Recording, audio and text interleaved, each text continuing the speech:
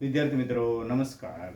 Lecture number 10 ધોરણ 10 ગણિતમાં pass થવું છે એના નવા મુદ્દા સાથે આપણી સમક્ષ હાજર થયો છે. મિત્રો આજે આપણે એક નવી ટ્રીક સાથે બરોબર આ સૂત્ર યાદ રાખવાનું છે.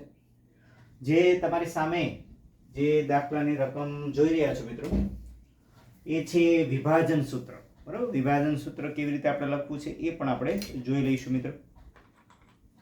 સારું, ઓકે. તો કે ભાઈ કેવી રીતે આનું ચિત્ર હોય છે થોડું જોઈ લઈએ આપણે.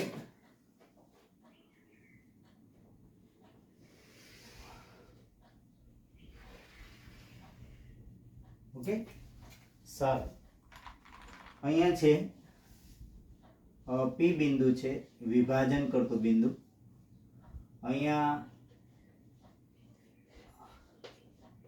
એ બિંદુ છે અને બી બિંદુ છે. રેડી મિત્રો? તો હવે આપણે જોઈએ એના યામ કયા કયા છે ભાઈ. અહીંયા એ બિંદુના યામ છે -1 અને 7. બી બિંદુના યામ છે 4 અને -3.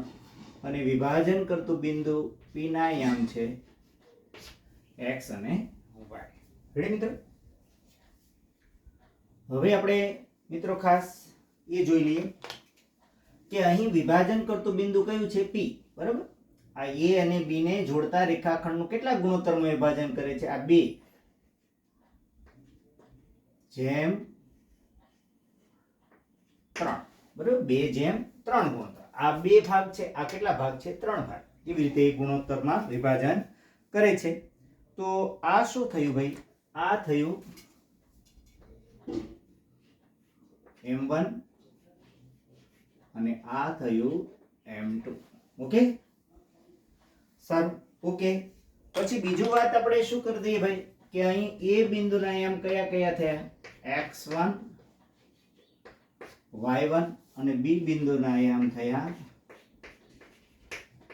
x2 y2. સારું, ઓકે મિત્રો. જો એકદમ સૂત્ર બરાબર સરળતાથી તમને યાદ રહે એ માટેની પદ્ધતિ આપી દઉં. સારું, ઓકે. બિંદુઓ આ a અને b ને જોડતા રેખાખંડનું 2:3 ગુણોત્તરમાં વિભાજન કરતા બિંદુ p ના યામ આપણે શોધવાના છે. ચાલો જોઈએ આપણે. બરાબર, ધારો કે આપણે બિંદુઓ છે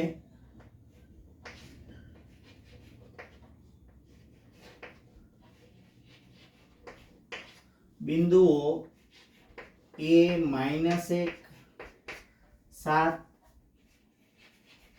અને બરાબર બિંદુ b એ કેટલા છે? 4 અને -3 ની જોડતા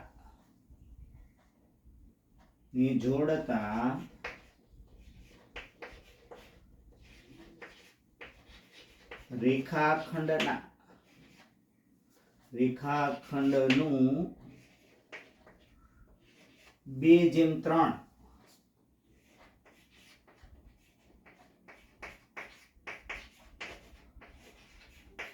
ગુણોત્તરમાં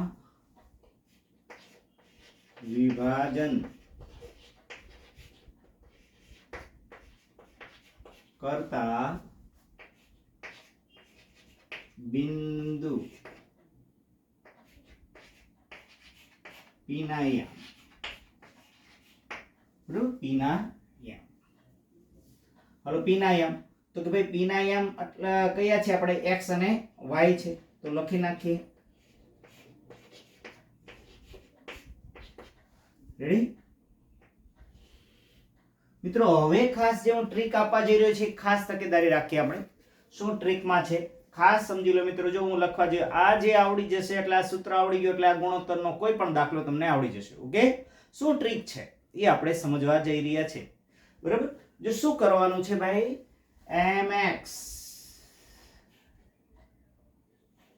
mx વત્તા mx છેદમાં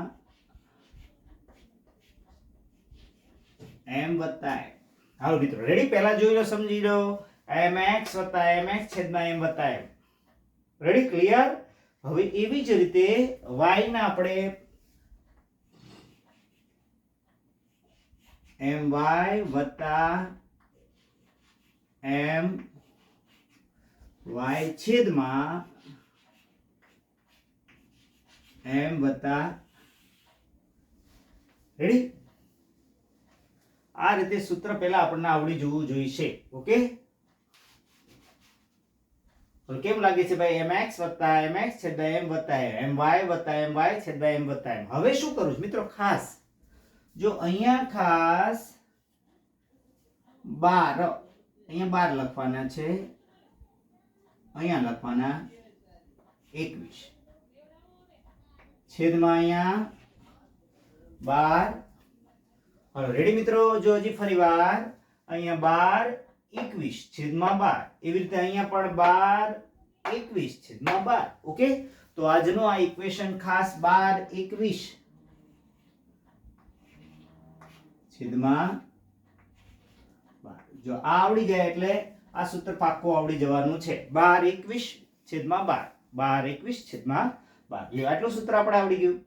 હવે આ સૂત્ર આવડી ગયું તો સાવ સરળ થઈ ગયું મિત્રો. જોજો હવે શું કરીએ છીએ કે ભાઈ આપણે બિંદુ કયા ભાઈ કીધા છે. જો હવે હું કિંમત મૂકું કે ભાઈ, હવે કિંમત મૂકી આપણે, બરોબર? શું કિંમતમાં છે કે ભાઈ m1 કેટલા છે? 2:3 ગુણો, તો એમાં m1 આ છે, આ m2 છે, તો કેટલા છે? 2. ઓકે, સારું. x2 કેટલા છે? આ x2 છે, આ x2, બરાબર? એટલે કે ભાઈ 4 વત્તા, હાલો m2 કેટલા છે? 3. એવી રીતે x1 કેટલા છે? આ x1 છે, કેટલા છે? માઈનસ છેદમાં m1 m2, m1 2, m2 3 એટલે વત્તા. એવી રીતે અહીંયા m1 કેટલા છે? 2. હા, y2 કેટલા છે ભાઈ? -3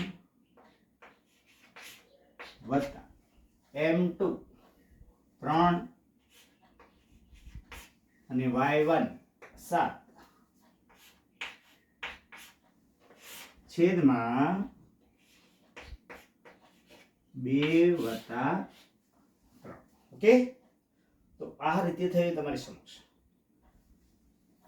સારું, ઓકે. હવે શું કરીએ આપણે? હવે આનો ગુણાકાર થયો ને, 4 દુને 8, 8 પછી આ 3 એકા 3, પણ કેવા? -3 થશે, બરાબર? -3 એકા 3 એ વત્તા, વત્તે ઓછે ઓછા, એટલે કે ભાઈ વત્તા કૌંસમાં -3 અને છેદમાં 5. આ બંનેનો સરવાળો કેટલો થશે? 5. એવી રીતે અહીંયા વત્તે ઓછે ઓછા એટલે ગુણાકાર છે. 2 ગુણ્યા 3 એટલે 6 અને 3 સત્તા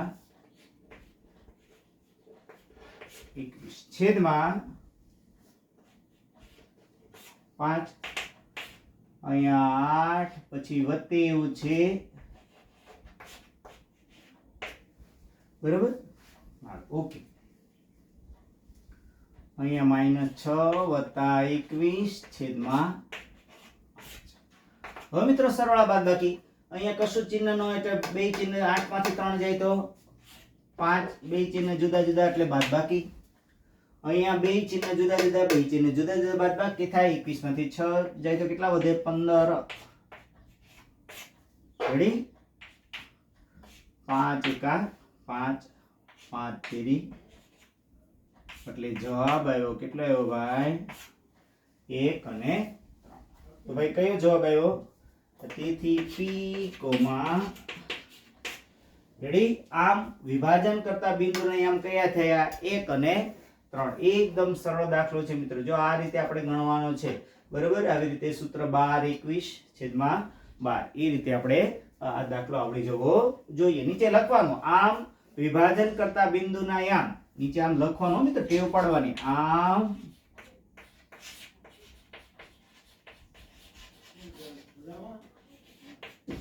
વિભાજન કરતા